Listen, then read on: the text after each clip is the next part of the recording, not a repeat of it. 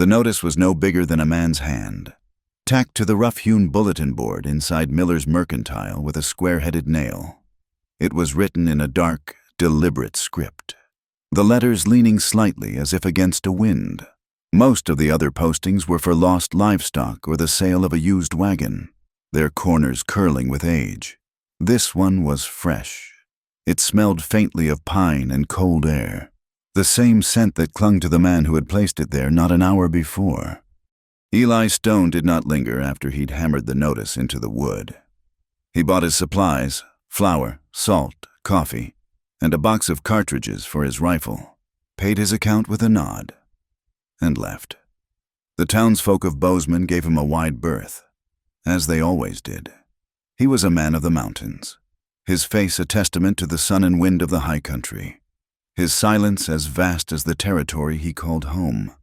He moved with a purpose that left no room for idle chatter. The notice read, "Wanted, a woman of respectable character for winter housekeeping arrangement at an isolated ranch. Room and board provided, with a small wage upon completion of the term. Term to last until the spring thaw. Interested parties to inquire with Mr. Miller." There was no mention of marriage, no hint of companionship. It was a contract for services. As plain and unadorned as the man who wrote it, Eli needed help.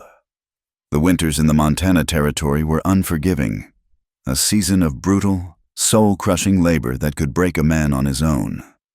His ranch was a 2-day ride from town, a fortress of solitude that became a prison once the snows came. He needed someone to manage the cabin, to cook the meals and keep the fire stoked while he tended to the stock and fought back the encroaching wilderness. It was a practical matter, nothing more. His heart was a frozen patch of ground, and he had no intention of letting anyone try to till it. Clara Peterson saw the notice 2 days later. Her eyes, the color of a winter sky just before a storm, scanned the board without hope, a daily ritual that had become a study in disappointment. She was looking for work as a seamstress, a laundress, anything that might pay enough for a room of her own, a place where the floorboards didn't whisper about her at night. For a month, she had existed within the chilly confines of Mrs. Gable's boarding house for women, a place that prided itself on moral rectitude and thin blankets. Clara's presence was barely tolerated. She was a widow, and in the eyes of the world, that status was a question mark hanging over her character. Her husband, a man with a charming smile and hands that were too quick, had left behind nothing but debts and a dark cloud of rumor that followed Clara like a shadow. He had taken his own life, leaving her to face the town's accusing stares and the cold shame of his failures. She had fled her small town in Wyoming, hoping to outrun the whispers, but they had a way of clinging to a woman alone. Mrs. Gable had made it clear that charity had its limits. Clara's time was running out. She was down to her last few dollars, and the desperation was a cold knot in her stomach. Her gaze caught on the clean, dark script of Eli Stone's notice. She read it once, then again. An isolated ranch, winter housekeeping, until the spring thaw. It was not a permanent solution, but it was a shelter. It was a reprieve. It was a place where, perhaps, the whispers could not reach. The phrase, respectable character, felt like a slap, a bitter reminder of the reputation she had lost through no fault of her own. But desperation was a stronger force than pride. She approached the counter where Mr. Miller, a balding man with spectacles perched on the end of his nose, was weighing out a bag of beans. "Excuse me," she said, her voice softer than she intended. "The notice for the housekeeping arrangement?" Mr. Miller looked up, his eyes appraising her from head to toe. He saw a woman in her late 20s, slender and pale, her dress clean but worn. She held herself with a quiet dignity, but he could see the weariness in the lines around her eyes.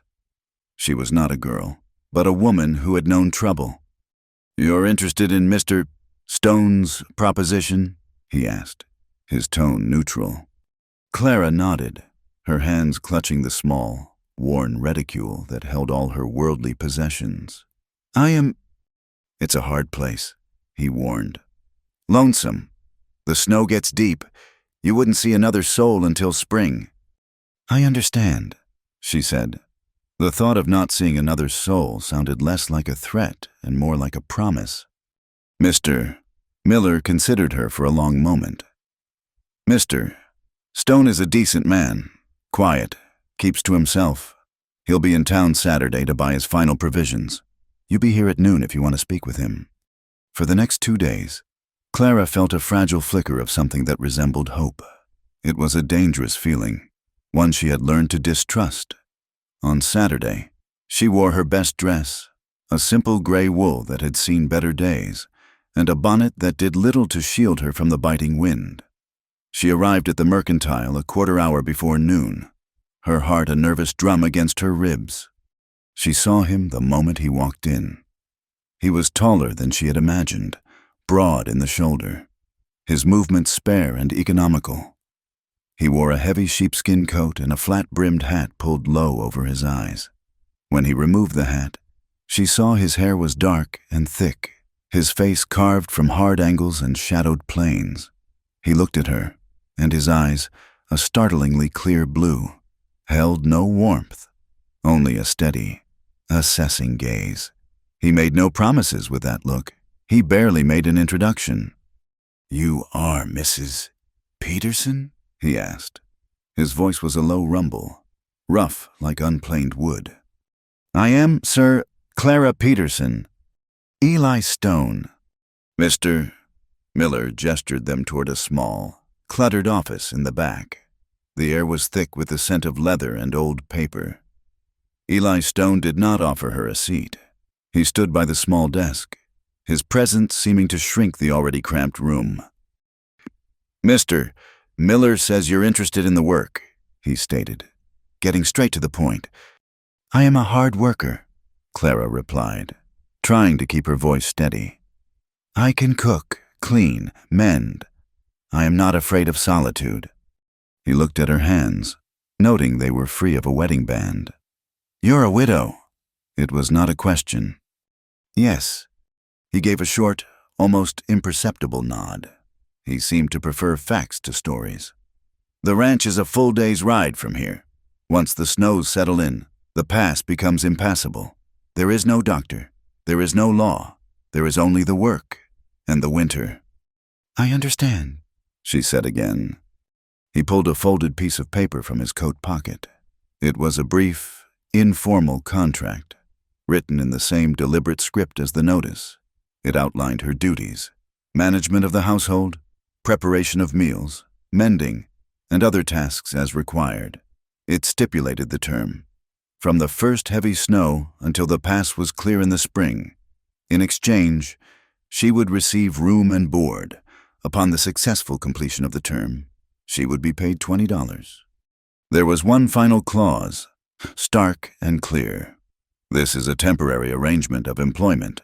No other expectations are offered or implied. Clara read it over, the words blurring slightly. No other expectations. It was a cold comfort, a clear boundary that promised safety of a sort. She dipped the pen in the inkwell mister. Miller provided and signed her name, her signature a pale, delicate thing beneath his bold, dark one. The agreement was made. They rode out of Bozeman an hour later. Clara perched on the hard seat of a supply wagon, her small carpet bag tucked at her feet. Eli rode his horse, a big roan that moved with a steady, ground-eating gait, leading the 2 pack mules. He did not speak, his back a silent, formidable wall between her and the world they were leaving behind. As they climbed into the foothills, the sky turned a bruised, heavy gray. A few hesitant snowflakes began to drift down, melting on the dark wool of Eli's coat. Clara pulled her thin shawl tighter around her shoulders, the cold seeping into her bones. She watched the last signs of civilization, a distant plume of smoke, the rutted track of the main road disappear behind them. They were entering the wilderness, a vast, silent expanse of pine and rock and sky. The snow began to fall more steadily, not in a flurry, but with a quiet, determined purpose, blanketing the world in a soft, white shroud. They arrived at the ranch as dusk was painting the snow-covered valley in shades of lavender and steel. The cabin was nestled in a grove of cottonwoods, its back to a sheer rock face that protected it from the worst of the wind. It was not large, but it was solid, built of thick, chinked logs with a stone chimney that rose straight and true. A sturdy barn and a few smaller outbuildings stood nearby. Smoke curled from the chimney, a sign that Eli had ridden ahead to light a fire. He helped her down from the wagon, his hand briefly touching her elbow. His touch was impersonal, practical, yet the brief contact sent a shiver through her that had nothing to do with the cold. Inside, the cabin consisted of one large room that served as a kitchen, dining area, and living space. A large stone fireplace dominated one wall, and a cast-iron stove stood in the corner. The furniture was simple, handmade, and sturdy.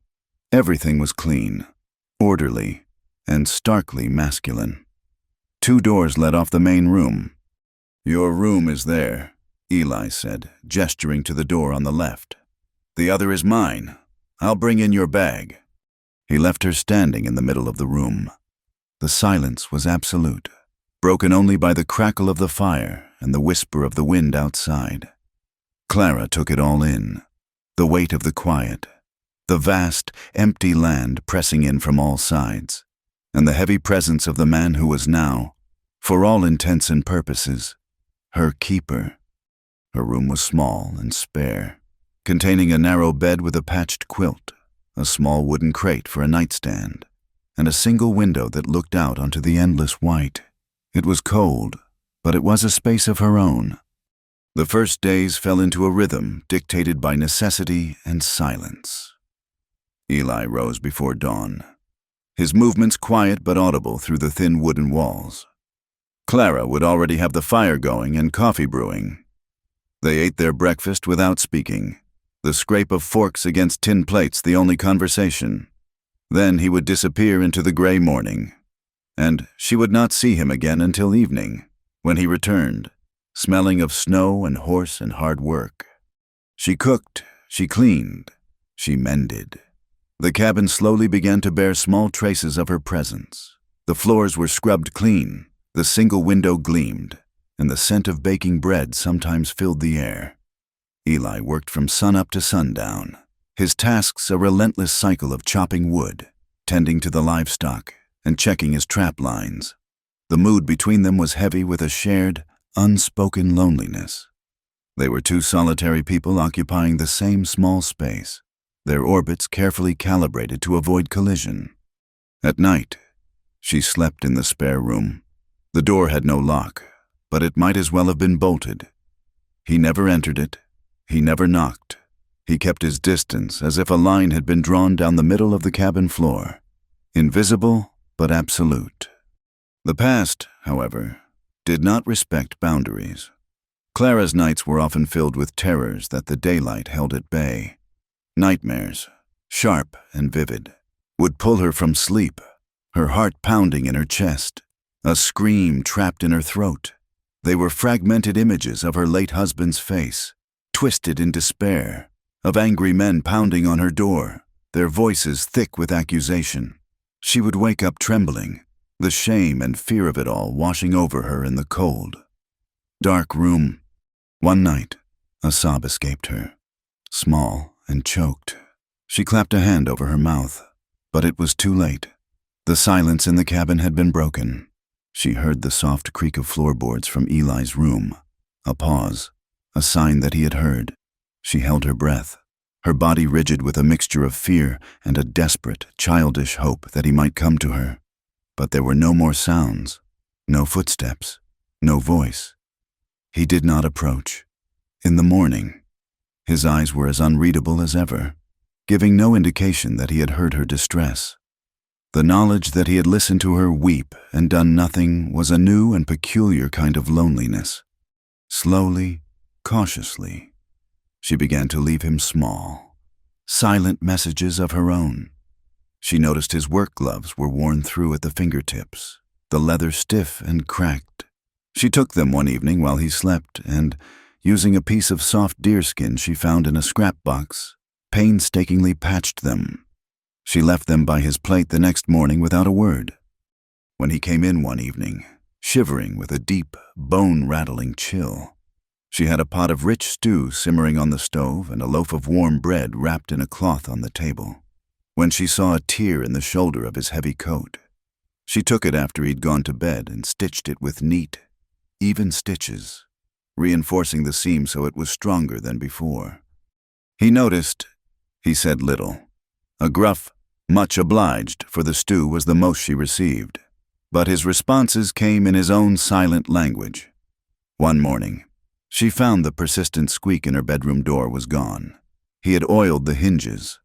Another day, a small, awkward cluster of dried wildflowers appeared in a tin cup on the windowsill, and each evening she found the wood box next to the stove stacked high, far more than she needed to keep the cabin warm through the night. It was a conversation held in deeds, not words. As the weeks passed, the snow fell relentlessly. It piled up against the cabin walls, buried the fences, and transformed the landscape into a vast, undulating sea of white. The world shrank until it was nothing more than the cabin, the barn, and the short, treacherous path between them. The isolation grew stronger, more profound. One evening, as Eli was securing the barn for the night, he saw it, a flicker of movement at the edge of the woods, two yellow eyes gleaming in the twilight. A wolf, large and gray, watched him for a long moment before melting back into the shadows. He came inside and quietly cleaned his rifle, the metallic click of the action unnervingly loud in the small cabin. "Wolf?" Clara asked, her voice barely a whisper. He nodded once. "Just one. He's hungry. Keep the door barred." The knowledge that the wolf was out there, a hungry predator prowling the edges of their small existence, added a new layer of fear to their isolation. The cabin, which had begun to feel like a sanctuary, now felt like a fragile outpost under siege. It was then that Clara began to write. She had a small, leather-bound journal she had kept hidden at the bottom of her carpet bag. It was her only confidant, the only place she could voice the thoughts that churned inside her, by the light of a single tallow candle. Long after Eli was asleep, she would write. Her entries were not long or eloquent. They were brief, fragile thoughts, whispers of hope committed to paper. November the 20th. The snow is up to the windowsills. Mr. Stone brought me some dried flowers. They have no scent, but they are beautiful all the same. I think I am safe here. November 28th. Heard the wolf howl last night. It sounded so lonely. I baked an extra loaf of bread today. The warmth of the stove feels good. The silence does not feel as heavy as it used to. A storm blew in from the north, a blizzard that raged for 2 days, trapping them completely. The wind howled like a living thing, rattling the windows and shaking the sturdy cabin to its foundations. On the second night of the storm, they shared their evening meal by the flickering light of a single lantern. The rest of the cabin was lost in shadows, creating an illusion of intimacy.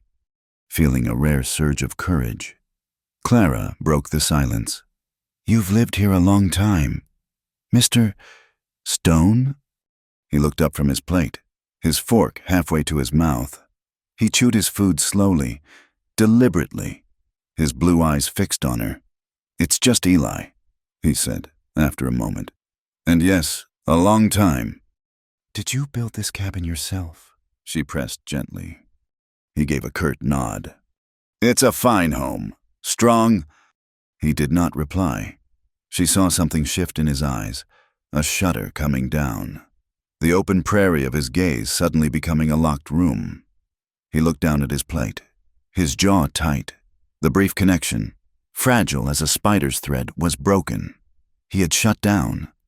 "I'm sorry," she whispered, her cheeks flushing with shame. "I shouldn't have pried." He finished his meal in silence, pushed his chair back from the table, and went to his room. closing the door softly behind him. Clara sat alone in the lantern light, the sound of the wind her only companion. Later that night, as she lay in her narrow bed, listening to the storm, she heard the floorboards creak in the main room. The sound was soft, hesitant. She listened, her breath held tight in her chest. The creaking stopped directly outside her door. She could feel his presence there, a solid, silent weight on the other side of the thin wooden planks. A minute passed, then another. She imagined him standing there, his hand raised to knock, his thoughts a mystery. Then she heard the floorboards creak again as he walked away, the sound of his own door closing, a quiet, final note in the roaring symphony of the storm. She turned her face to the cold wall, a single tear tracing a path to her pillow. He had been so close, yet he was still a world away. The blizzard broke on the third day, leaving behind a world remade in white, the silence so profound it seemed to have a weight of its own. In the aftermath, the rhythm of their life settled into a new pattern. The silence between Eli and Clara was no longer the heavy, awkward thing it had been. It was a shared quiet, a language of comfortable presence. A routine was forged. But within it, a fragile intimacy began to take root. They learned to anticipate each other's movements, their moods. Clara knew by the set of Eli's shoulders when he came in from the barn whether the day had been hard. She would have a basin of hot water waiting for his cracked and frozen hands without a word being exchanged. He, in turn, learned the subtle signs of her weariness. He would find her rubbing her eyes over a basket of mending late at night and would place a fresh log on the fire, a silent command for her to rest. The division of labor, once so starkly defined by the cabin walls, began to blur. The wood pile, a monument to Eli's solitary labor, became a shared space. He would split the thick logs with powerful, efficient swings of his axe, and she would gather the smaller pieces, stacking them neatly on the porch. He showed her how to brace the wood properly, his large hand briefly covering hers on a piece of pine to adjust her grip. The touch was practical, instructional, yet it lingered in the air between them long after he had moved away. One afternoon, a stubborn log finally split with a satisfying crack, and a rare, small smile touched Eli's lips. Seeing it, Clara felt a smile of her own answer, a warmth spreading through her chest that had nothing to do with the fire. In return, she taught him the small magics of the kitchen. His fare, before her arrival, had been a monotonous rotation of jerky, beans, and hardtack. She showed him how to make a hearty soup from leftover salt pork, a few wrinkled potatoes, and wild onions she had found and dried in the autumn. He watched, skeptical at first, as she worked at the stove, but when he tasted it, a grunt of approval was his highest compliment. "It is good," he said, and for the first time, he met her eyes over the rim of his spoon. Life was a fabric woven from these small, shared moments. The days were hard and the work was endless, but it was a life of purpose, of mutual reliance. They were a team, partners in the great and lonely struggle against the Montana winter. One morning, the sun shone with a fierce, deceptive brightness, making the snow-covered ground glitter as if sewn with diamonds. A thin layer of ice coated everything, a treacherous skin over the deep snow. Clara, bundled in her shawl, made her way to the chicken coop, a small bucket of feed swinging in her hand. Her boot slipped on a hidden patch of ice. For a heart-stopping moment, the world tilted, the white ground rushing up to meet her. But it never did. A powerful arm wrapped around her waist, catching her and pulling her back from the fall. Eli had been coming from the barn and had moved with a speed that belied his size. He drew her against his chest, his body a solid wall of warmth and strength. "Careful," he murmured, his voice a low rumble near her ear. Her heart was hammering against her ribs. From the shock of the fall and the shock of his closeness, she could feel the hard muscle of his chest through her layers of wool, smell the clean, cold scent of pine that always clung to him. She tilted her head back to thank him, and her words caught in her throat. His face was only inches from hers. She could see the fine lines the sun had etched at the corners of his eyes, the dark stubble on his jaw, the startling blue of his gaze, which was fixed on her with an intensity that made her forget to breathe. He was still holding her, his arm a firm band around her waist, his other hand gripping her arm to steady her. He held her longer than was necessary, long enough for the moment to transform from a rescue into something else entirely. There was no kiss. The air was too cold, the space between them too fraught with unspoken things. But in that long, silent look, a truth passed between them. It was a raw, unvarnished acknowledgement of the man and woman they were, stripped of their contract and their pasts. It was the stark awareness of closeness, a current of withheld longing that was more powerful than any embrace. Then, as if waking from a dream, he blinked. He released her slowly, taking a half-step back. The connection was severed, but the charge of it remained, shimmering in the cold air. "The ground is slick," he said, his voice strained. "Yes," Clara whispered, her gaze dropping to the snow. "Thank you." He gave a curt nod and continued onto the cabin, leaving her standing by the chicken coop, her breath pluming in the air, her skin tingling where he had touched her. The fragile peace of their isolation was shattered a week later by the arrival of Silas Blackwood, a trapper who lived in a cabin a half-day's ride down the valley. He was their nearest neighbor, a grizzled man with a beard like a tangle of roots and a voice that boomed. He rode in on a snow-crusted horse, a welcome and yet unsettling intrusion from the outside world. Eli invited him in for coffee and stew, and the two men spoke of the weather, the scarcity of game, and the depth of the snowpack. Clara served them quietly, keeping to the edges of the room. She was about to retreat to her bedroom when Silas's words stopped her cold. "Heard in town you went and got yourself a wife for the winter." "Eli," Silas said, his voice laced with gruff amusement. "Some folks are whispering, calling her your hired bride. You know how people talk. Reckon they are just jealous you found a way to keep warm." Clara froze, her hand on the door latch. Hired bride. The words were ugly, dismissive. They stripped away the quiet dignity of the life she was building here, reducing her to a commodity, a thing to be purchased for a season. She heard Eli's chair scrape against the floor. "Silas," Eli's voice was low, edged with steel. "She is my housekeeper, and she is a respectable woman. You'll not speak of her any other way in my home." "No offense meant. Eli, none at all," Silas boomed, oblivious to the tension. "Just telling you what the gossips in town are chewing on." Clara did not wait to hear more. She slipped into her room and closed the door, leaning against the cold wood, her hands pressed to her churning stomach. She knew how quickly whispers could turn to accusations, how gossip could curdle into cruelty. She had lived it once before. The fragile safety of the cabin walls suddenly felt paper-thin, no defense at all against the ugliness of the world. That night, sleep would not come. The whispers from town echoed in her mind, merging with the ghosts of her past. She lay in the dark, trembling, haunted by memories she had fought so hard to bury. She saw her husband's face, not as the charming man he had once been, but as the desperate, broken stranger he had become in his final days. She saw the faces of his family, their expressions cold with blame, their words like stones. They had called her a spendthrift, a temptress who had driven their son to ruin with her wants.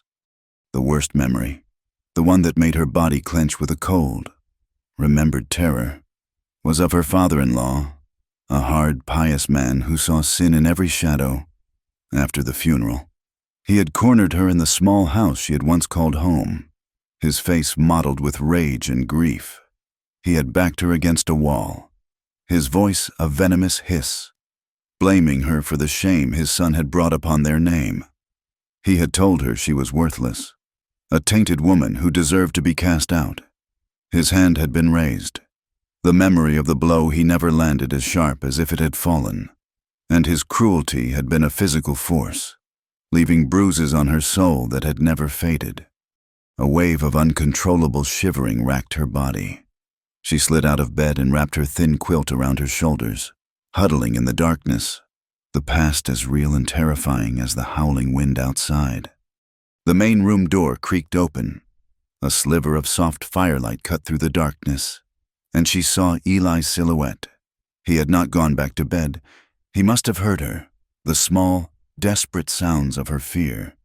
He moved toward her, his stockinged feet silent on the wooden floor. He found her by the cold stove, her arms wrapped around her knees, rocking slightly. She looked up at him, her eyes wide with fear and shame, certain he would order her back to bed, tell her to be quiet. Instead, he knelt in front of her, his expression unreadable in the dim light. "Clara," he said, his voice rough but gentle. "What is it?" The simple, quiet question undid her. A sob tore from her throat, and the story, the whole ugly, wretched story she had carried alone for so long, came spilling out in a torrent of whispered, broken words. "They are right," she wept, her voice thick with shame. "The people in town, that's what I am, a woman for hire. It's what everyone thinks. It's what they said before." She told him about her husband, about the gambling debts he had hidden from her, about the morning she had found him gone forever. "His family," she choked out, the words tasting like poison. "They said I drove him to it. They said I was a curse on their name. They took the house, everything. His father, he looked at me with such hate. He said I deserved nothing, that I should be thrown into the street. He blamed me for it all, for debts that were not mine, for a sorrow I could not prevent." She was shaking so hard she could barely speak. Eli listened. He did not interrupt, did not offer platitudes or judgments. He simply listened, his presence a solid, unwavering anchor in the storm of her grief. He watched her, his gaze steady, until the last of her terrible confession had been spent, leaving her exhausted and empty in the quiet room. When she was finished, he remained kneeling before her for a long moment. Then, without a word, he stood and went to the small pot-belly stove in the corner of her room. He lit a match, the flare of it bright in the darkness, and coaxed a small fire to life. The room began to fill with a gentle, radiating warmth. He then went to the main room and returned with a small tin he had bought in town. He placed it on the crate beside her bed. It was filled with peppermint sweets. He looked at her, his face still shadowed, but his eyes seemed to hold a flicker of the firelight. He had not touched her, had not spoken a word of comfort, but his actions were louder than any words could be.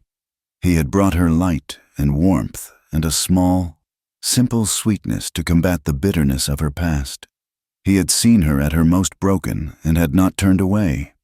Their emotional intimacy, already a tender seedling, grew deeper in the days that followed. The confession had cleared the air between them, replacing unspoken questions with a shared, somber truth. Clara felt a lightness she had not known in years. She began to sew curtains for the main window from a bolt of checked calico she found in a storage trunk, the small, domestic act a bold declaration of permanence, of home. One clear, cold morning, Eli approached her as she was kneading dough. "The snow is packed hard enough to ride on," he said. "I have to check the fence lines at the north pasture. Ride with me." It was not a question, but an invitation. Her heart gave a little leap. She packed bread and jerky, and they rode out together, two solitary figures in a vast white landscape. He rode his big roan, and she rode the gentler mare. He pointed out animal tracks in the snow, deer, rabbit, and the distant, loping trail of the wolf. He showed her the places where the wind had scoured the snow down to the bare rock and the deep drifts where a man could get lost forever. He spoke more on that ride than he had in all the previous weeks combined, his words spare but descriptive, painting a picture of the land he knew as well as his own hand. They stopped at the edge of a ridge that overlooked the valley. The view was breathtaking, a panorama of snow-dusted peaks and frozen rivers gleaming in the sun. They ate their simple meal in silence. But it was a silence filled with awe and a sense of shared peace. For the first time, Clara felt like she belonged somewhere. The winter, however, was not finished with its cruelties. One evening, as a bitter cold descended with the twilight, Eli's roan, his most trusted mount, stumbled into a snow-covered ditch near the barn. There was a terrible, sharp crack that echoed in the frigid air, followed by the horse's scream of pain. Eli was there in an instant, his face a grim mask. The horse's leg was broken, the bone jutting out at an unnatural angle. There was nothing to be done. Eli's eyes were filled with a bleak, terrible grief. Clara came to his side, her lantern casting a pale, trembling light on the tragic scene. "Get the rifle," Eli said, his voice thick with emotion. She did not flinch or run. She went to the cabin, her feet heavy, and returned with the heavy rifle. She stood with him, her hand on the suffering animal's neck, murmuring soft, useless words of comfort. She held the lantern steady as Eli raised the rifle, his movements filled with a harsh mercy. The shot was a sharp, final crack in the frozen silence. Afterward, they simply stood there, the lantern light illuminating their grief-stricken faces. Then, without a word, Eli sank to his knees in the snow. Clara knelt beside him. He did not weep, but a deep, shuddering breath escaped him. They stayed there for a long time, two figures connected by a tragedy, their shared strength a silent, invisible bond. Back in the cabin, the warmth felt like a violation of their shared grief. Eli took a bottle of whiskey from a high shelf and poured 2 fingers into 2 tin cups. He handed one to her. She took it, the unaccustomed burn of the liquor a welcome distraction. They sat at the table, the silence stretching between them. To fill it, Eli began to speak of the horse, of when he had been a clumsy, long-legged colt, full of fire and mischief. A small, sad smile touched his lips as he spoke, listening to him, picturing the scene. A sound bubbled up inside Clara, unexpected and foreign. It was a laugh. It was not a giggle or a polite chuckle. It was a real, genuine laugh, rusty from disuse but full of life. The sound of it shocked them both into silence. She clapped a hand over her mouth, her eyes wide. Eli stared at her, his expression one of profound surprise. The sad, haunted look in his eyes was replaced by something else, something warm and intense. He looked at her as if he were seeing her for the first time, not as his housekeeper, not as a widow with a tragic past, but as Clara, a woman whose laugh could fill the empty spaces of his cabin. He looked at her like he wanted to say something, to finally cross the last few feet of emotional distance that separated them. She could see the words forming on his lips, see the longing in his eyes. But the moment passed. The old habit of silence, his deep-seated fear, reclaimed him. His jaw tightened, and the light in his eyes dimmed. He stood abruptly. "It is late," he said, his voice once again rough and distant. He walked her to her bedroom door, stopping just short of the threshold. He stood there for a beat, his fists clenched at his sides, a war raging within him. Then he turned and walked away. Clara stood in her doorway, watching his retreating back. This time, she felt no sting of rejection. She was beginning to understand the landscape of his heart, its frozen patches and its hidden springs. Later, by the soft light of her candle, she opened her journal. She dipped her pen in the ink, the scratch of the nib the only sound in the quiet cabin. December 22nd, tonight. I laughed, and he looked at me, and I saw that he might feel it too. I think I want to stay. She closed the book, the words a silent prayer in the vast, cold night. But outside, she could hear the faint sound of dripping water from the eaves. A Chinook wind was blowing from the mountains, a warm, unseasonable breath, a sign that the world was turning, that the iron grip of winter was beginning to loosen. Spring was coming. The thaw did not come gently. It arrived not as a soft promise, but as a messy, reluctant surrender. The winter's iron grip on the land began to weaken, groaning under the strain of longer days and a sun that held a faint, unfamiliar warmth. Water began to drip from the eaves of the cabin, a slow, monotonous rhythm that was the first new sound in months. Patches of dark, damp earth appeared in the snow like bruises, and the creek at the bottom of the valley began to stir, its voice changing from a muffled whisper under the ice to a low, hungry growl. With the melting of the snow came a different kind of thaw, a dissolution of the careful boundaries Eli and Clara had constructed around themselves. The easy, comfortable silence they had shared in the depths of winter grew taut, stretched thin with unspoken questions. The end of their agreement, once a distant, abstract concept, was now a tangible presence, a third person in the small cabin. Eli retreated. He became more silent than he had been in the beginning, his quietness now a fortification, not a comfort. He avoided her gaze, his eyes always finding something to fix on over her shoulder or out the window. The shared meals by the fire became shorter, the space between them at the small table feeling wider than the entire valley. He would rise before he was finished, mumbling something about the stock, and disappear into the lengthening twilight, leaving Clara alone with the cooling food and the loud ticking of the mantel clock he had recently repaired. Clara felt his distance like a physical blow. A cold fear, sharp and familiar, began to creep into her heart. He was pushing her away, preparing for the inevitable separation. The warmth they had found, the fragile intimacy built over shared hardships and quiet gestures, was evaporating with the last of the snow. She had been a fool to hope for more. Their arrangement was a contract, plain and simple. She was the temporary housekeeper. The term was drawing to a close. With a heavy, resigned heart, she began to prepare herself for departure. It was an emotional packing as much as a physical one.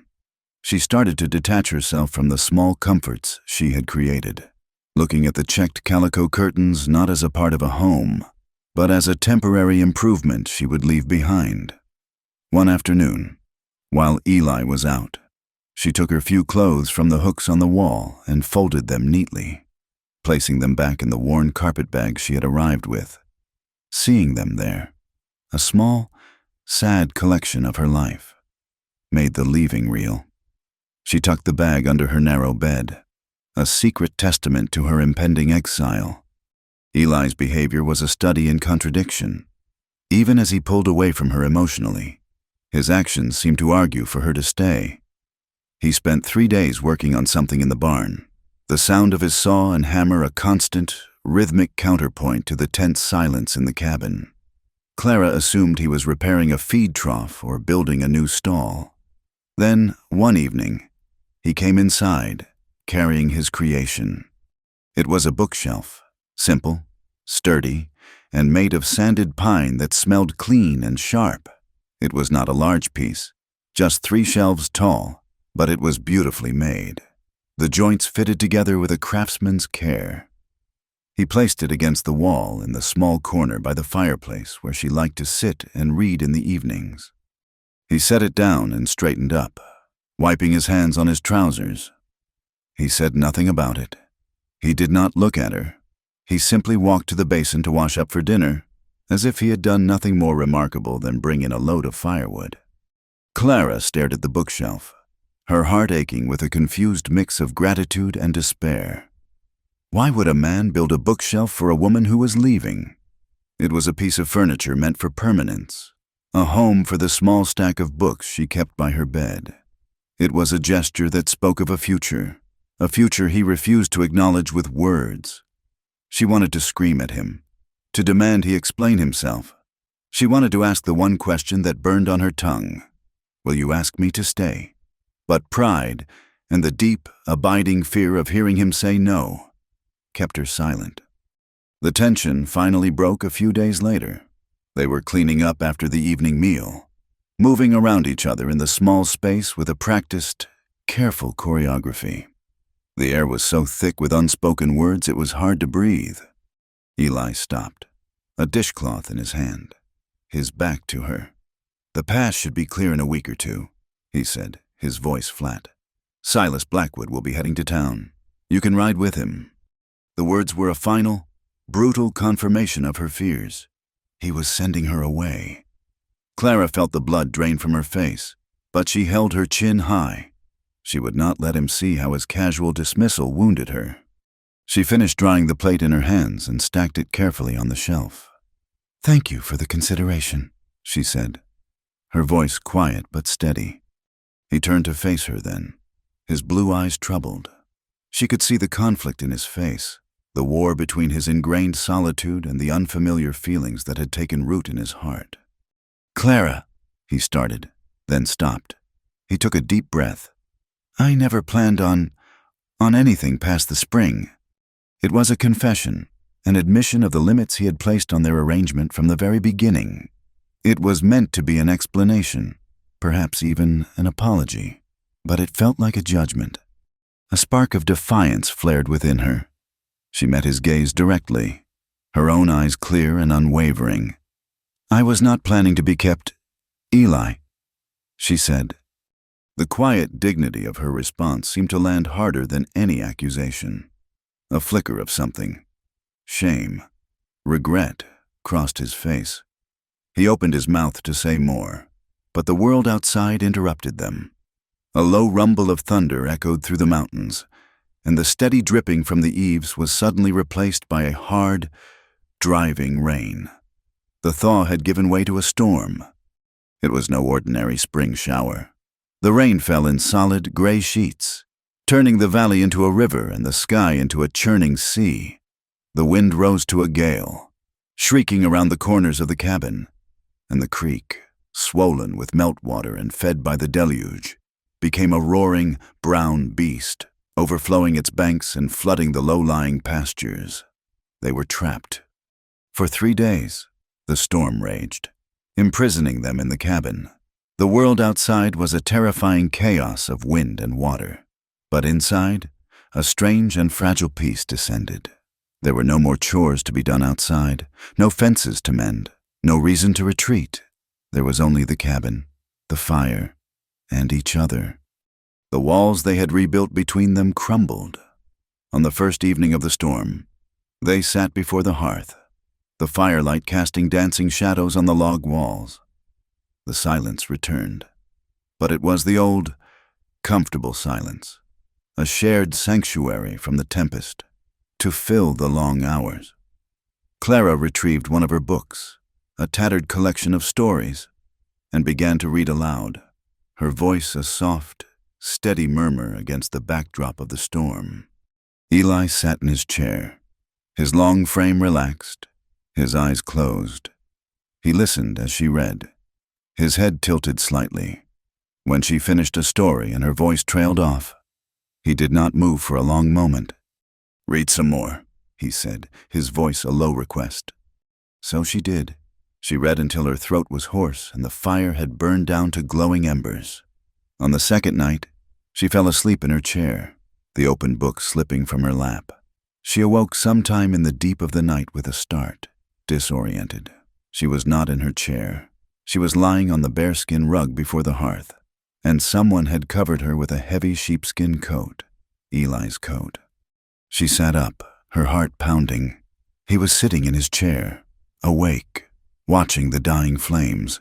He had been there all night, watching over her.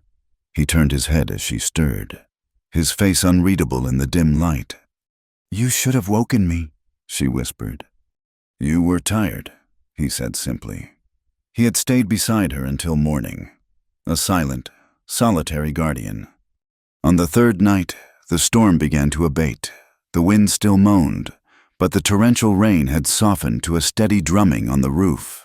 They sat before the fire as they had the previous nights, the space between them charged with an unspoken, unbearable tension. The events of the past days, the forced intimacy, his quiet vigil had changed everything. The roles of employer and housekeeper had been washed away by the flood, leaving only a man and a woman. Eli reached out and took the book from her hands, setting it carefully on the floor. He then took her hand, his calloused fingers lacing through hers. He said nothing, but his thumb began to trace slow, gentle circles on the back of her hand.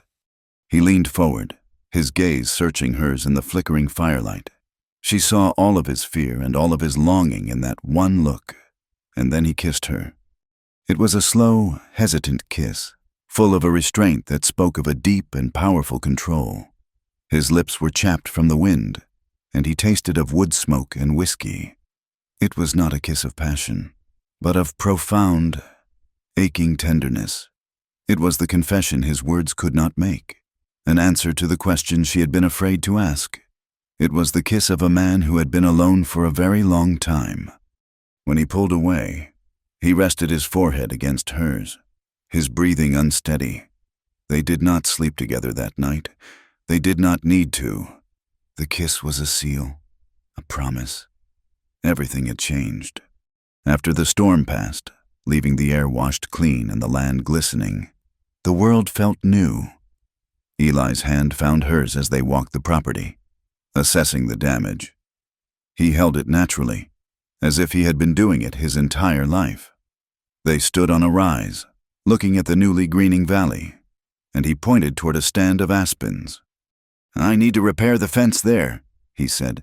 "A good fence is important, to keep a wife safe." The word slipped out, unintentional, a product of a thought he had not meant to voice. She heard it, so did he. He froze, a dark flush creeping up his neck. He did not correct himself. He simply tightened his grip on her hand, and they walked on, the word hanging in the bright spring air between them, a fragile and hopeful thing. A week later, they rode into town for supplies. The pass was clear, the road a muddy track, but passable. Clara felt a nervous flutter in her stomach. It was the first time they would face the world as whatever they now were. Eli rode beside the wagon, his presence a silent assurance, but the town had not forgotten its whispers. As they walked toward the mercantile, Clara felt the weight of hostile stares. Women stopped their conversations to watch them pass, their expressions a mixture of curiosity and contempt. A group of men standing outside the saloon lowered their voices, their laughter following them down the street. As they neared the mercantile's porch, a woman in a severe black bonnet, one of Mrs. Gable's boarders, walked past them. She looked Clara up and down, her lips curling into a sneer. Then she turned and spat on the boardwalk, a few feet from where Clara's boots stood. The gesture was small, but it was as violent as a slap. Clara went pale, a cold dread washing over her. This was what she had feared, the public shaming, the judgment of strangers. Eli's hand, which had been resting on the small of her back, clenched into a fist. She could feel the rage coiling in him, a dangerous, barely contained force, but he said nothing. He did not confront the woman. He simply steered Clara up the steps and into the store, his face a mask of stone. He said nothing as they gathered their supplies. He said nothing on the long ride back to the ranch. His silence was a wall, and this time, it shut her out completely. That night, back in the perceived safety of the cabin, the shame and hurt overwhelmed her. She wept in her bed, the silent, racking sobs of someone whose worst fears have been realized. She had thought she was safe with him, that his strength could shield her, but he had done nothing. He had let them shame her. She listened for the sound of his footsteps, for the creak of the floorboards outside her door. She waited for him to come to her, to offer the same silent comfort he had before, but the cabin remained quiet. Eli did not come.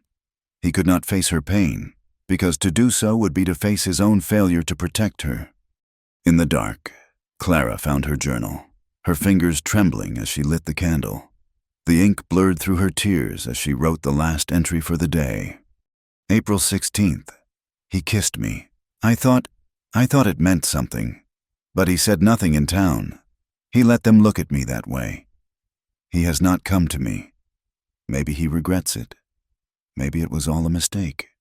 The silence that followed their return from town was a sickness, It was not the companionable quiet of winter or the tense stillness of impending spring. It was a dead, hollow thing that settled in the corners of the cabin and soured the air. For 2 days, they moved like ghosts around each other. The memory of the woman's sneer and Eli's rigid inaction, a chasm between them. Clara's heart had sealed itself shut, a desperate act of self-preservation. She performed her duties with a mechanical efficiency, her face a pale, composed mask. Eli was a storm cloud of a man, his brow perpetually furrowed, his jaw set in a line as hard as the distant mountains. He ate little and spoke less, the rage and shame he felt coiling inside him with no way out. They needed supplies. The larder was low, and with the spring planting to consider, a trip back to Bozeman was unavoidable. Clara dreaded it. The thought of facing the town's contempt, a cold knot of anxiety in her stomach. Eli simply announced it one morning, his voice flat and devoid of emotion. "We ride to town today." The town felt different this time, charged with a hostile energy. The whispers were no longer whispers. They were audible murmurs that followed Clara as she walked beside Eli toward the mercantile. The glares were no longer furtive.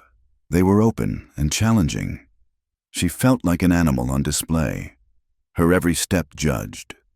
She kept her eyes fixed on the muddy boardwalk, focusing on the simple act of putting one foot in front of the other. Inside the mercantile, the air was thick with the scent of coffee, leather, and impending trouble. "Mr. Miller gave them a strained, pitying look from behind the counter. A few women who had been browsing at a table of fabrics gathered their things and moved to the far side of the store, their disapproval as palpable as a physical barrier. It was then that a man stepped forward from the small crowd of loiterers near the stove. He was tall and rangy, with a drinker's flush on his cheeks and a mean, restless energy in his eyes. He wore a once fine coat that was now stained and frayed at the cuffs. Clara recognized him with a jolt of ice-cold fear. Jebediah Thorne, a man who had once courted her before her husband, a man whose proposals she had politely but firmly refused. He had never forgiven her for the slight, "Well," Jeb said, his voice a sneering drawl that carried through the suddenly silent store. "If it ain't the grieving widow Peterson. Found yourself a new protector, have you? And here I thought you were so pure." Clara froze, her hand clutching the edge of the counter. Eli, who had been examining a set of harnesses, turned slowly. His body went rigid, his hands falling to his sides. "You've got no business with this lady, Thorne," Eli said, his voice dangerously low. Jeb laughed, a harsh, ugly sound. He took a swaggering step closer, his eyes fixed on Clara, deliberately ignoring Eli. "Oh, I think I do. See, I remember you. Always acting so high and mighty. Too good for a hard-working man, but not too good to bleed your husband dry and drive him to despair. Were you? Not too good to take his family's money and run." "That's a lie," Clara whispered, her voice trembling. "Is it?" Jeb leered, his breath sour with whiskey. "They say you seduced him into ruin, that you shamed his good name right into the grave, and now you come here, latching onto this mountain brute, hiding out in his cabin all winter. What did you have to do to earn your keep? Clara, what services did you provide?" The insult, vile and explicit, hung in the air. The store was utterly still, every eye on them. Clara felt a wave of dizziness, the floor seeming to tilt beneath her feet. She saw the satisfaction in Jeb's eyes, the pleasure he took in her public humiliation. Eli moved. It was not a step, but an explosion of contained violence. He crossed the space between them in a single, fluid motion. He did not speak. He simply drew back his right arm and threw a punch that landed with a sickening crack against Jeb Thorne's jaw. Jeb's head snapped back, a look of pure shock on his face before his eyes rolled up and he crumpled to the floor in a heap. For a moment, there was absolute silence. Then, a woman gasped. Someone from the back of the store swore under their breath. Eli stood over Jeb's unconscious form, his chest heaving, his knuckles bloody. He had defended her. He had broken his silence with an act of pure, decisive rage. But as he looked up and his gaze swept across the shocked and fearful faces of the townsfolk, Clara knew this victory was also a terrible defeat. They did not see a man defending a woman's honor. They saw a violent backwoodsman brawling in a public place over a woman of questionable character. He had only proven their worst assumptions. The sheriff arrived a few minutes later. Sheriff Brody was a man past his prime, with a weary face and a drooping mustache. He looked at Jeb Thorne, who was just beginning to stir, at Eli's bloody knuckles, and at the circle of onlookers, and sighed the long, tired sigh of a man who had seen it all before. "Eli," he said, his voice heavy, "my office, now." Clara waited on the bench outside the sheriff's small office, her body numb. She could hear the low murmur of their voices through the thin wall, but she could not make out the words. When Eli finally emerged, his face was like granite, hard and emotionless. Sheriff Brody followed him to the doorway. "I'm letting you go with a warning, Eli," the sheriff said, loud enough for Clara to hear. "Jeb Thorne is a drunk and a fool, and he likely had it coming, but you can't be brawling in the middle of town. It ain't civilized." He lowered his voice, but the words still carried. "You need to understand something. The talk about the woman, it's getting bad. Folks are using ugly words. They're saying you're harboring a sinner, that you've brought shame to your own name by taking her in. I can't arrest a man for gossip, but I'm telling you as someone who's known you a long time, you're making trouble for yourself." The ride back to the ranch was a silent journey through a landscape of despair. The word the sheriff had used, the one Clara knew the women in town were whispering, repeated in her mind like a funeral toll. Sinner. Shame. The mud on the road seemed to cling to the wagon wheels, trying to pull them back into the mire of public opinion. That evening, the silence in the cabin was unbearable. Clara could not eat. She could not sit still. Finally, she approached Eli where he stood staring out the window at the darkening mountains. "Eli," she began, her voice barely audible. "I saw the way they looked at you. I heard the sheriff. This is my fault." She took a steadying breath. "If I leave, the talk will stop. They will leave you alone. Your name." "My name is my own concern," he cut in, his voice rough. "Please," she begged, her composure starting to crumble. "Should I leave? To protect you?" She was offering him a way out. She was giving him a chance to end this, to cut her loose and reclaim his peaceful, solitary life. She waited, her entire future hanging on his answer. She prayed he would turn to her, that he would tell her she was not a burden, that he wanted her to stay. But he said nothing. He remained silent, his back to her, a rigid, unmoving silhouette against the dying light. His silence was her answer. It was a confirmation of her worst fears, a final, devastating blow. "I see," she whispered to his unmoving back. With the last of her strength, she turned and walked to her room, closing the door behind her. She did not weep. The pain was too deep for tears. She pulled her carpetbag from under the bed and, with a chilling sense of finality, began to pack. She heard the clink of a bottle against a glass. He was drinking. She lay on her bed, fully dressed, listening to the sounds of the man in the next room trying to drown the demons she had brought into his life. The hours passed, the fire crackled, the house settled. The moon rose, casting a pale, ghostly light through her small window. Sleep was impossible. A restless energy propelled her from the bed.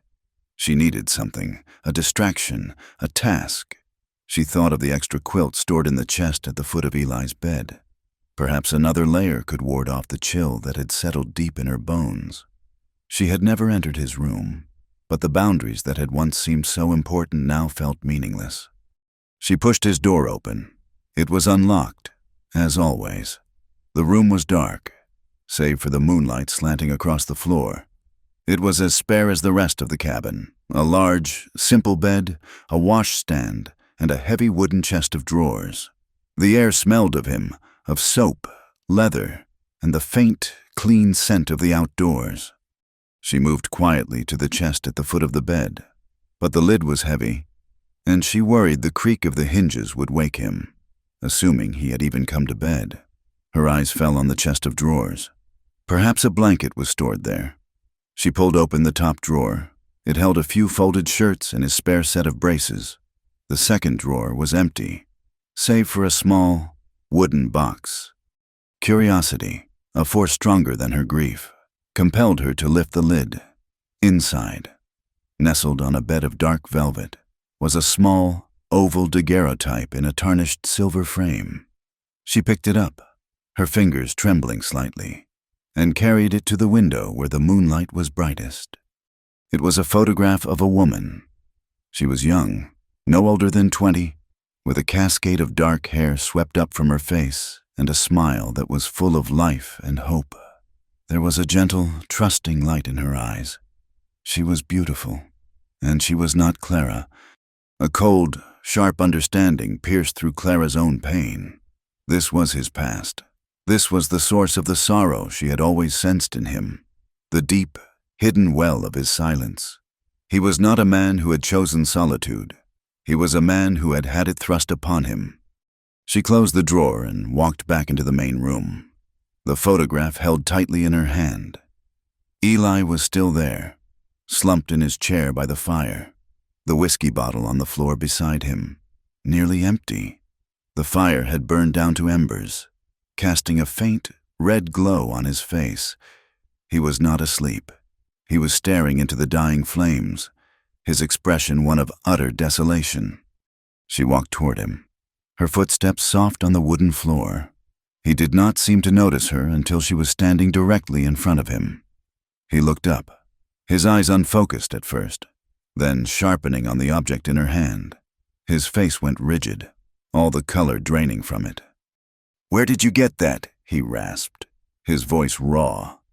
"In your room," she said softly. "I was looking for a blanket." Eli. Who was she? He looked from the photograph to her face, his expression a mask of agony. He tried to speak, but no words came. He shook his head, a gesture of profound denial, as if he could ward off the memory. Clara knelt in front of him, just as he had knelt before her what felt like a lifetime ago. She held the photograph out to him. "Please," she whispered. "Tell me." He finally took it from her, his large, calloused fingers clumsy as they traced the silver frame. He stared at the woman's smiling face and his carefully constructed walls, the fortress of silence he had lived in for years, finally shattered. A single, ragged breath escaped him, a sound of such profound pain that it made Clara's own heart ache in response. When he finally spoke, his voice was a broken thing, the sound of a man being torn apart from the inside. "Her name was Anna," he said, his voice barely audible over the whisper of the dying fire. "She was my fiancée. We were to be married in the spring." He swallowed hard, his gaze fixed on the image. "She was coming out from Illinois with her family. I had just finished this cabin. For us." He paused, gathering the strength to continue. "They were ambushed on the pass. Outlaws. They took the horses, the wagon, everything. They killed them all. Her father, her brother." His voice broke. They left her on the side of the road. By the time the posse found them, it was too late." He looked up at Clara then, his blue eyes swimming with unshed tears, revealing a depth of agony she could scarcely comprehend. "I buried her," he choked out, the words raw and bleeding. "Right up on the ridge, under the aspens. I dug the grave myself. I built this home for her, and instead, I had to dig her a grave." He finally broke. A low, guttural sob tore from his chest, and he covered his face with his hands, his broad shoulders shaking with the force of his grief. Clara's own sorrow, her own shame, was washed away by the sheer, overwhelming power of his. She understood everything now. His silence was not rejection, it was terror. His distance was not a lack of feeling. It was a desperate attempt to shield himself from feeling this same, soul-destroying pain ever again. He looked at her, his face streaked with tears, his expression one of raw, pleading vulnerability. "I saw you in that store today," he whispered.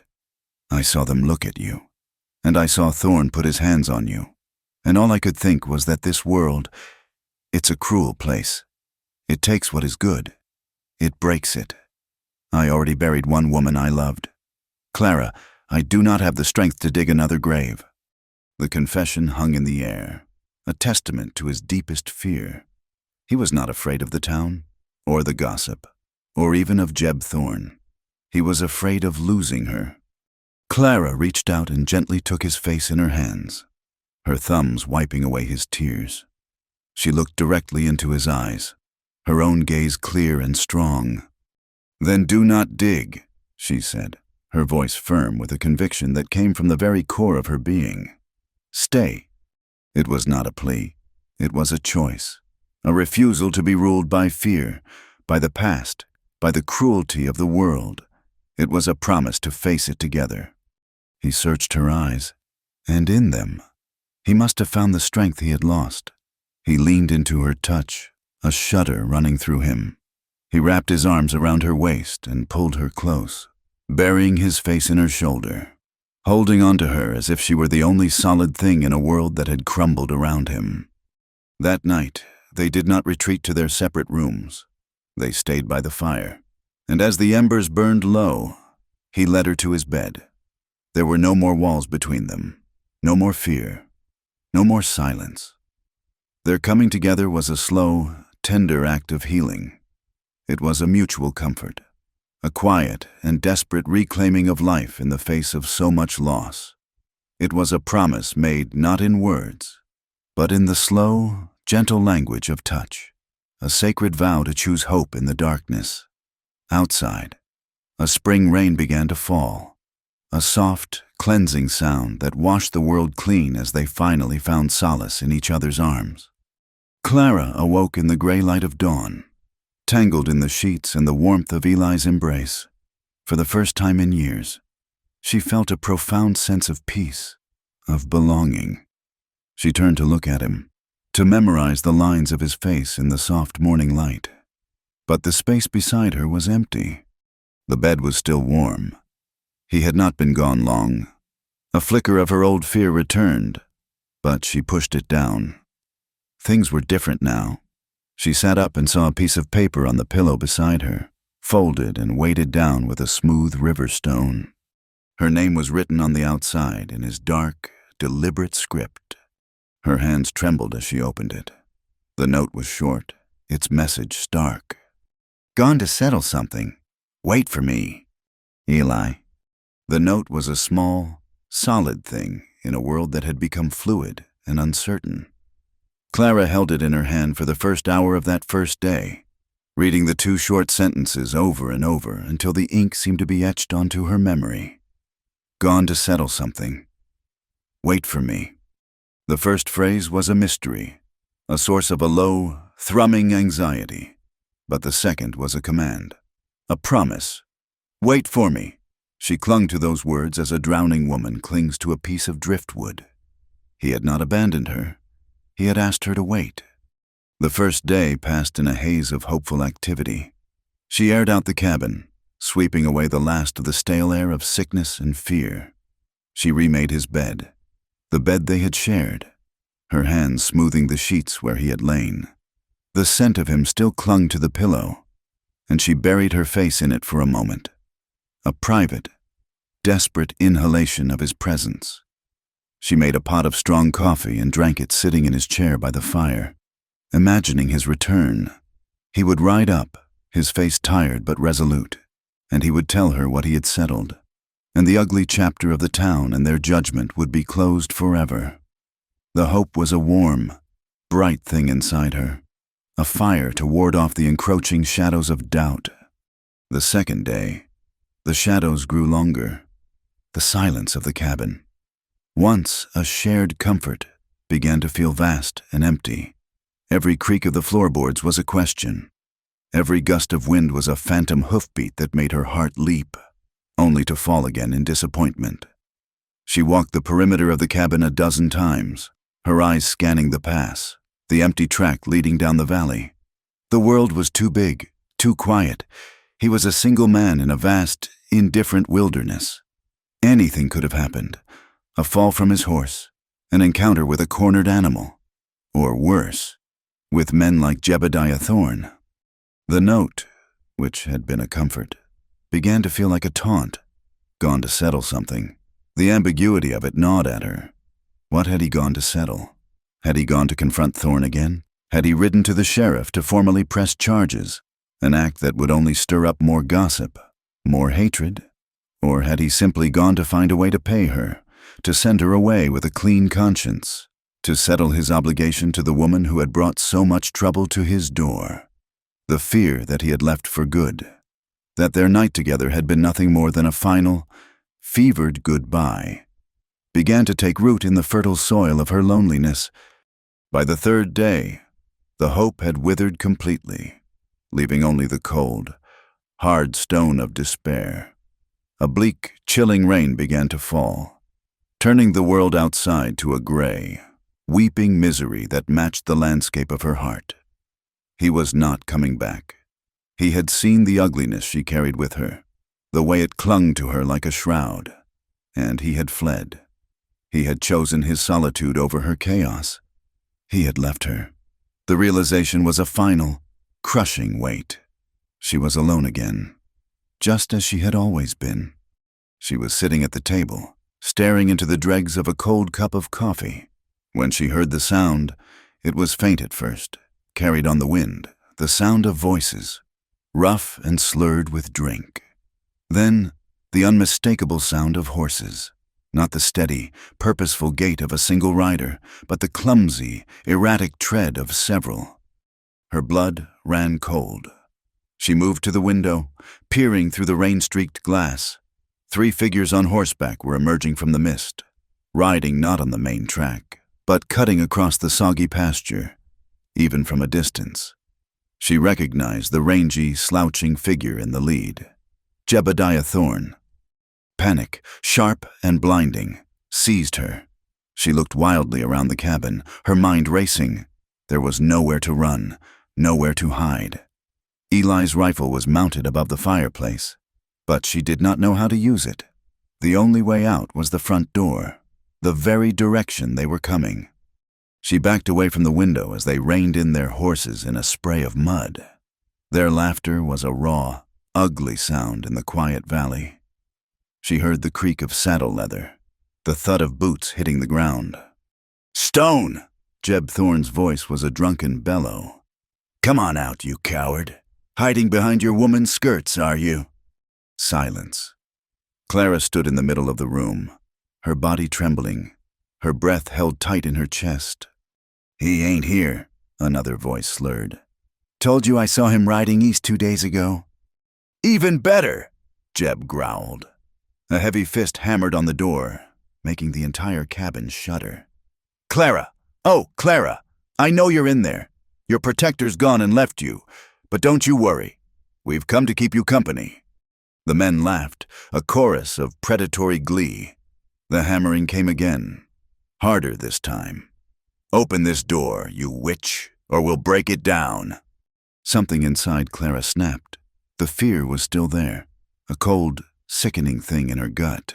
But beneath it, a hot, defiant rage began to burn. She was not the same woman who had cowered in her father-in-law's house. She was not the fragile creature who had wept at the whispers of the town. She had survived a winter in this wilderness. She had faced down loneliness and despair. She had been loved by a good man, if only for a short while. She would not be broken by these drunken animals. She backed away from the door, her eyes darting around the room, searching for a weapon. The fireplace poker was too heavy. The cast-iron skillet was too far away. Her eyes landed on the butcher block by the stove. Lying on it was the large kitchen knife she used for carving meat, its blade long and sharp. Her hand closed around the wooden handle. The weight of it was solid, real. As she gripped it, the wooden door splintered near the latch, a booted foot smashing through the wood. With a final, violent crack. The door flew open, and the three men stumbled in, bringing the cold rain and the stench of whiskey with them. Jebediah Thorne was in the lead, his face a mottled mask of rage and lust. His two companions were louts of a similar breed, their eyes dull and cruel. "There she is," Jeb sneered, his eyes raking over her. "All alone. Such a pity." He took a step forward. "We've come to collect a debt. You cost me a good tooth, and you shamed me in front of the whole town. I figure you owe me." "Get out of this house," Clara said, her voice shaking but clear. She raised the knife, the point leveled at his chest. The men laughed. "Look at that," one of them chortled. "Little kitten's got claws." Jeb was not laughing. His eyes narrowed on the knife, a flicker of caution mixing with his anger. "Put that down, Clara. Don't be a fool. We just want to talk." "I have nothing to say to you," she said, backing slowly toward the fireplace. "Leave now." Jeb took another step, his hands held out in a placating gesture that was utterly false. "Now, just calm down. We don't want to hurt you. Not badly. Anyway." He lunged. Clara reacted on pure instinct. She did not scream. She did not cower. As he reached for her, she slashed out with the knife. He yelped and jumped back, a red line appearing on his forearm. It was a shallow cut, but it was blood. The sight of it seemed to drive him into a frenzy. "Grab her!" he roared at his companions. The other two men, their drunken amusement replaced by a brutish urgency, moved to flank her. One of them, a big, bearded man, lunged for her knife arm. She twisted away, but he was too quick. His hand clamped down on her wrist, his grip like iron. As they struggled, the other man grabbed her from behind, pinning her arms. The knife clattered to the floor. She was trapped. A cold, black despair washed over her. "That's better," Jeb panted, clutching his bleeding arm. He advanced on her, his face inches from hers. "Now, where were we?" A surge of pure, primal adrenaline shot through Clara. She would not be a victim. Not again. With a savage cry, she stomped down with all her weight on the instep of the man holding her from behind. He howled in pain, his grip loosening for a fraction of a second. It was enough. She tore her arms free and threw herself to the floor, scrambling for the knife. Her fingers closed around the handle just as the bearded man who had held her wrist kicked out, his heavy boot catching her on the upper arm. A starburst of agony exploded in her shoulder, but she held on. She rolled onto her back and slashed upward blindly. The man screamed, a high, thin sound of shock and pain. He staggered back, clutching his thigh, where a dark, wet stain was spreading rapidly through his trousers. The third man, seeing his friend wounded, hesitated. That hesitation was Clara's salvation. She scrambled to her feet, ignoring the searing pain in her arm, and ran. She burst out of the broken door and into the driving rain, fleeing toward the only sanctuary she could think of, the barn. She did not look back. She could hear them shouting behind her, a mixture of rage and alarm. She slipped and fell in the mud, her wounded arm screaming in protest, but she pushed herself up and kept running, her breath coming in ragged, tearing gasps. She reached the barn and threw her weight against the heavy door, sliding it shut just as a bullet splintered the wood near her head. Jeb had a pistol. She fumbled with the heavy wooden bar, her fingers clumsy with cold and terror, and dropped it into place. She was safe, for the moment. She collapsed onto a pile of hay, her body shaking uncontrollably. The barn was dark and smelled of damp earth and animals. Rain drummed on the roof like a frantic heartbeat. Her arm was on fire, a deep, throbbing ache. And when she looked down, she saw her sleeve was soaked with blood. She had been cut in the struggle. She was bleeding, terrified, and trapped, but she was alive, and she had fought back. This time, she had not been fragile. This time, she had not hidden. From the bottom of her dress pocket, her fingers found what they were looking for, Her journal. It was damp, but intact, and the small pencil was still tucked into the spine. With her good hand, trembling so violently she could barely form the letters, she opened it to a clean page. She had to write it down. It felt like the most important thing she had ever done. If they broke in and killed her, she wanted this to be the last record of her. She wanted Eli, if he ever came back, to find it, to know. She wrote a single, defiant line, the pencil pressing hard into the paper, her own blood smearing the words. I want to live. I want love. She clutched the open journal to her chest with one hand and the blood-slicked kitchen knife in the other, and huddled in the hay, listening and waiting. Eli rode hard. The big bay horse he had borrowed in Helena lathered with sweat.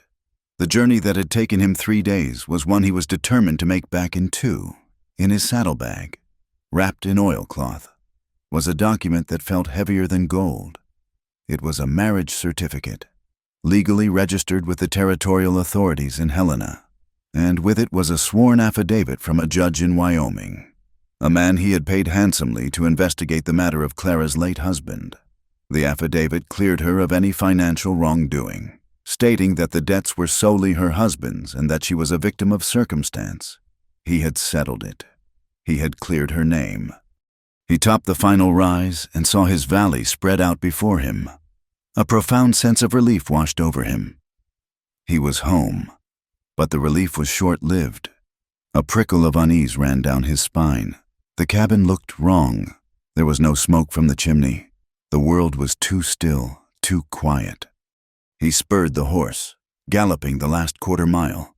As he got closer, his unease turned to ice-cold dread. The cabin door was off its hinges, hanging open like a broken jaw. He dismounted before the horse had even come to a full stop and ran inside, his heart hammering against his ribs. The scene that met him was one of pure chaos. A table was overturned, a chair was splintered, and on the floor, there was blood.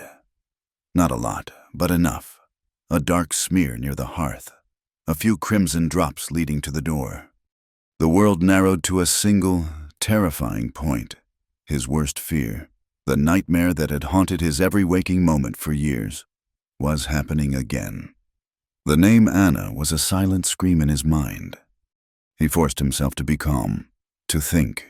He followed the bloody trail out the door. It led into the mud, toward the barn. The barn door was barred from the inside. Hope, a fragile, desperate thing, flickered in his chest. "Clara!" he roared, his voice cracking. "Clara, are you in there? It's me! It's Eli!" There was no answer. He put his shoulder to the door and shoved, again and again, the heavy wood groaning in protest. With a final, desperate heave, the wooden bars splintered, and the door slid open. The barn was dark and silent. "Clara?" he called again, his voice softer now, full of a desperate plea. He saw a flicker of movement in the hayloft. He scrambled up the ladder, his boots slipping on the rungs. He found her there. She was curled up in the hay, her face pale as death, her dress stained with mud and blood. In one hand, she clutched a kitchen knife. In the other, pressed against her heart, was her journal, open to the last, blood-smeared page. She was unconscious, her breathing shallow, a feverish heat radiating from her skin. He knelt beside her, his throat tight with a mixture of terror and overwhelming relief. She was alive. He gently took the knife and the journal from her grasp, his eyes falling on the words she had written. "I want to live. I want love." A wave of fierce, protective love, so powerful it almost brought him to his knees, washed over him. He had almost lost her. He had left her alone, and his worst fears had come to her door. He gathered her into his arms, as gently as if she were made of spun glass, and carried her out of the barn and back to their violated home. He laid her in his own bed, and for the next day and night, he did not leave her side. He cleaned and bandaged the gash on her arm. He bathed her face with cool water, fighting the fever that raged through her. He held her hand, whispering her name, telling her she was safe, that he was there, that he would never leave her again. The fever broke with the dawn of the second day. Clara's eyes fluttered open. They were cloudy with confusion at first. Then they focused on his face, hovering over hers. The terror of the past days rushed back, and her eyes filled with tears. Her lips trembled as she asked the one question that held all of her fear, all of her pain. "Did you leave me?" Eli leaned down and pressed his forehead against hers, his own eyes burning with unshed tears. He smoothed the damp hair from her brow, his voice a raw, broken whisper. But his words were the truest, most solid things he had ever said in his life. Never. Spring did not just arrive, it unfurled. It came on the breath of a Chinook wind that carried the scent of damp earth and pine. It painted the valley in strokes of tender green where the snow had finally retreated, and it studded the meadows with the bold, bright faces of Indian paintbrush and lupine. The creek, once a raging torrent, settled into a cheerful, chuckling song. The air, for so long a sharp, painful thing to breathe, was now soft and full of the buzz of new life. In the heart of this gentle resurrection, Clara Peterson slowly, painstakingly, began to heal. Her first days were a fevered blur, a disorienting landscape of pain and shadow. She drifted in and out of consciousness, aware only of a few constant, anchoring things: the deep ache in her arm, the rough comfort of the wool blankets in Eli's bed, and Eli himself. He was a constant presence at her side. She would wake in the dead of night to find him sitting in the chair beside her, the firelight casting his rugged face in tones of copper and gold, his eyes never leaving her. He spoon-fed her broth, his large, calloused hands surprisingly gentle. He changed the bandage on her arm with a focused, clinical care, his touch firm and reassuring. He did not speak much, but his presence was a language of its own, a silent, unwavering vow of protection. As the fever receded and her strength began to seep back, he found a new way to tend to her. He would sit by her bed in the long afternoons and read to her, but he did not read from the tattered book of stories she kept. He read from her journal. He had found it that day in the barn, and instead of hiding it away, he treated it as something sacred. He read her own words back to her, his voice a low, steady rumble, giving weight and dignity to her private, fearful thoughts. He read of her initial desperation in Bozeman, of her first impressions of him, of the heavy loneliness of the cabin. He read of the night she had cried, and he had stood outside her door, a silent, helpless sentinel. He read about the wolf, the small kindnesses they had exchanged, her fear of the town's gossip. He read her words aloud, and in doing so, he validated her entire journey. He was telling her, without saying it, that he saw her, that he had seen her all along, lying there, too weak to speak. Clara listened to the story of their winter, and she wept silent, healing tears. He had not just saved her life, he was saving her soul. One afternoon, when she was finally strong enough to sit up, propped against the pillows, he left the room and returned with the oilcloth-wrapped packet from his saddlebag. He sat on the edge of the bed and carefully untied the string. "I told you I went to settle something," he said, his voice quiet. He handed her the documents. "This is what I settled." The first was a marriage certificate from the territorial office in Helena. On it, in the clerk's ornate, looping script, were their names: Eli Stone and Clara Stone. The name felt foreign, yet profoundly right. She was his wife, legally, irrevocably. The second document was the affidavit from the judge in Wyoming. She read the legalistic language, her eyes scanning the words that lifted a lifetime of shame from her shoulders. It stated in clear, undeniable terms that all debts belonged to her late husband, that an investigation had found no evidence of her complicity, and that she was, in the eyes of the law, an innocent party. She looked up at him, the papers trembling in her hand, her eyes wide with a question he already understood. "I went to clear your name, Clara," he said, his gaze steady and full of a deep, abiding tenderness. Not for the town, not for the gossips, for you. And for me, I wanted you to have a name that was clean. Our name. She could not speak. The magnitude of his actions, the thought he had put into this journey while she had believed he had abandoned her, was overwhelming. He had not gone to fight. He had gone to build. He had faced down her past not with his fists, but with the law. He had given her back her honor, and in its place, he had given her his name. She reached out and placed her hand on his rough, unshaven cheek, and in that simple touch, she conveyed all the love and gratitude that her words could not. The outside world intruded a few days later in the form of Sheriff Brody. He rode up to the cabin alone, looking tired and older than his years. Eli met him on the porch, his stance wary. Clara watched from the doorway, a blanket wrapped around her shoulders. "Eli," the sheriff said, removing his hat. "Ma'am," he gave Clara a respectful nod. "Came to tell you that Jebediah Thorne and his friends have been dealt with. The one you cut. He was laid up for a week, but he'll live. They have all been strongly encouraged to find work in another territory. They will not be troubling you again." "Thank you, Sheriff," Eli said, his voice still tight. "It's the least I can do," Brody said, his gaze shifting to the newly repaired door. "I also came to say, I was sorry for how things were handled. A town can get a fever of righteousness, and it ain't always a pretty thing. Not everyone feels that way. You understand, some folks are just quiet about their decency." He looked directly at Clara. "You showed a great deal of courage. Ma'am, I hope you find some peace here." He did not stay long. His visit was not a full apology from the town, but it was an acknowledgement, a quiet offering of support from the law. It was a start. It meant they were not entirely alone. As Clara's strength returned, she began to walk, first just to the porch, then to the barn, her hand resting on Eli's steadying arm. The world, which had shrunk to the four walls of the bedroom, slowly began to expand again.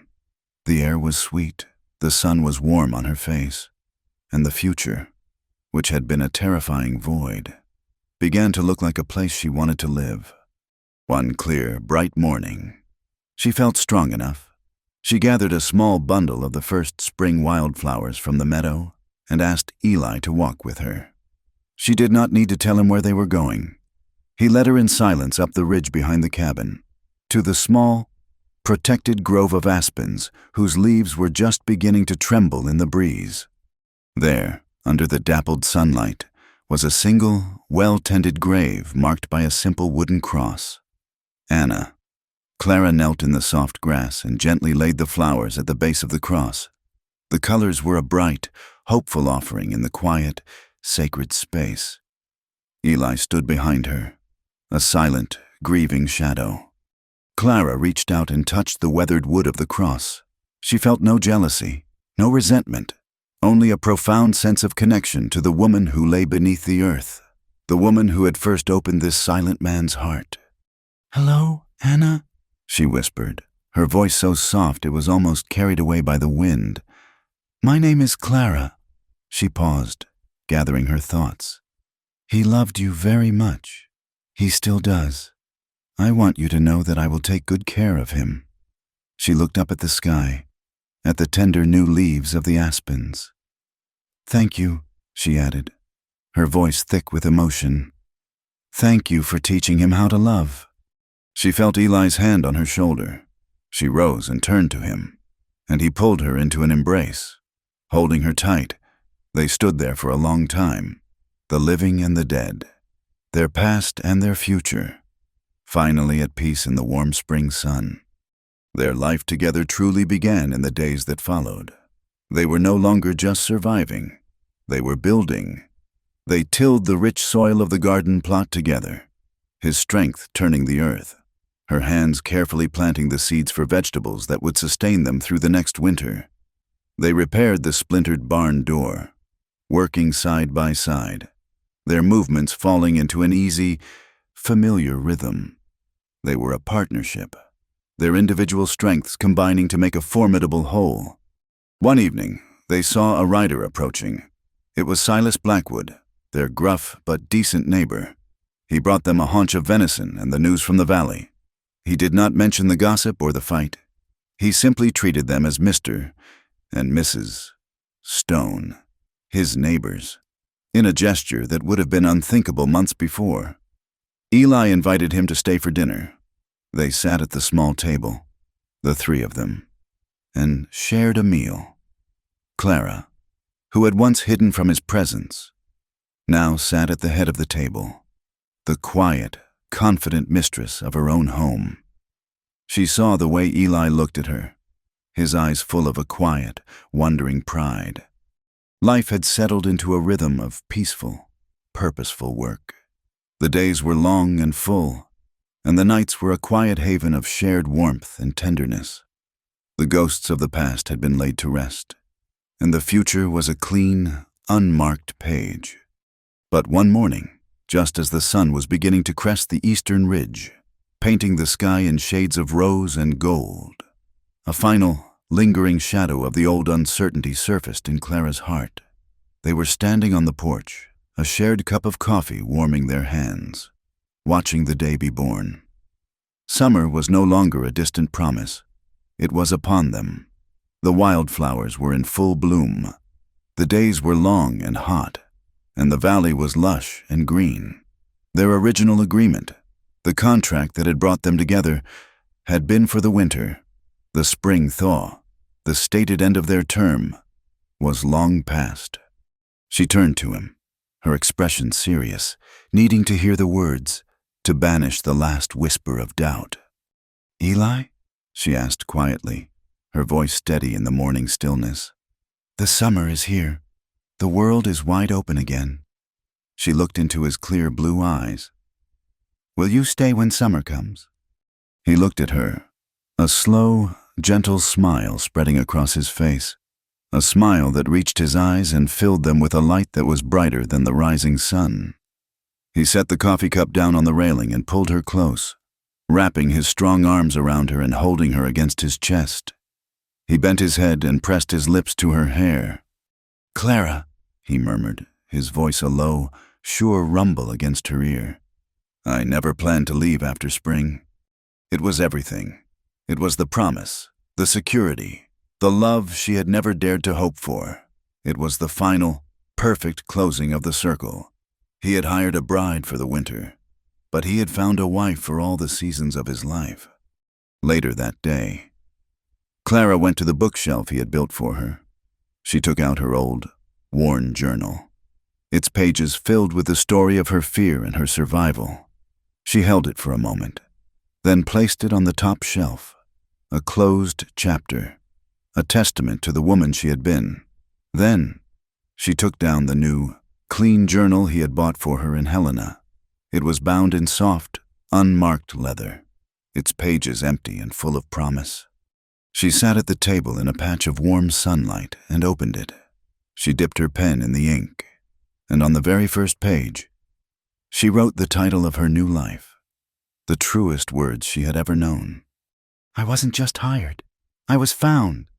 Thank you for listening to our story around the campfire. We would love for you to comment with where you are listening from to connect with fellow travelers. Subscribe to the Wild West Campfire channel and share your thoughts in English.